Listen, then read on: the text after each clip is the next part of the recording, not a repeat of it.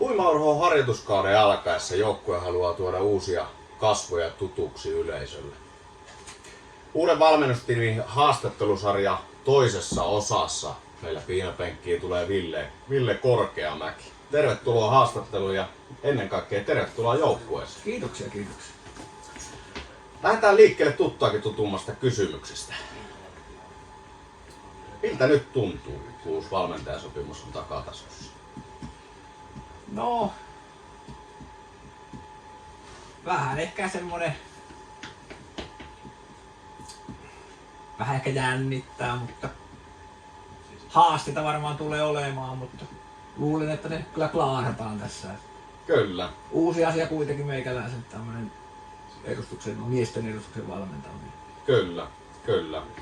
Joo, siitä olisikin ollut seuraava kysymys, että miltä tämmönen valmennussura ensimmäinen pesti miesten sarjassa, niin aiheuttaako yhtään ylimääräistä miettimisen aihetta tai uskotko, että samat opit pätee kaikkia? No sehän on jalkapallohan se on, että en mä niinku unettomia öitä niin on viettänyt tämän takia. Kyllä. Ehkä se on rakkaudesta lajiin voisi sanoa.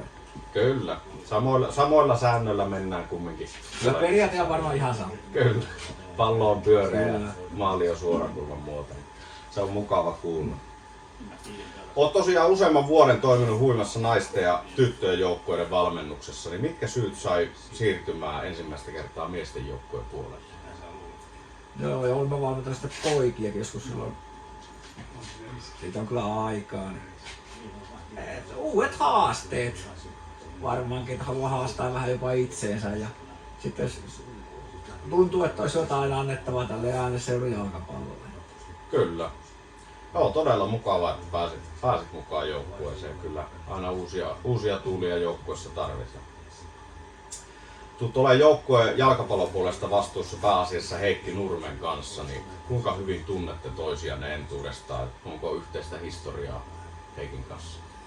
Ei varmaan valmennettu liikana, mutta valmisin joskus varmaan hänen poikaansakin tuossa, niin sitä kautta varmaan ollaan tutustuttu. Ja se taisi olla jo silloin, kun mä valmisin sitä poika junioreita, olikohan Hessu silloin tuuttojina tuossa huimalla, niin sitä kautta. Ja sitten tietysti tällä kentällä on nähty aika usein ja puhuttu aika paljon jalkapallosta, niin sitä kautta ollaan aika tutustuttu aika hyvinkin. Että tunnen aika hyvin miehen. Kyllä. Joo, se varmasti helpottaa sitten monissa asioissa, kun kommunikaatio on valmiiksi avattu. Kyllä. Se on hienoa. Niin fysiikkavalmentaja pestiin hyppää Tero Kirves on sulle tuttu naisten joukkueesta jo useamman vuoden takaa. Että teidän yhteistyö on siis luultavasti hyvinkin pitkälle hiottua. Joo, kyllä. Tero on ammattimies sillä saralla, että täysin luotto hän. No niin, se on mahtava kuulla se puoli. Onko sulla erityisosaamista jostakin tietystä pelillisestä osa-alueesta?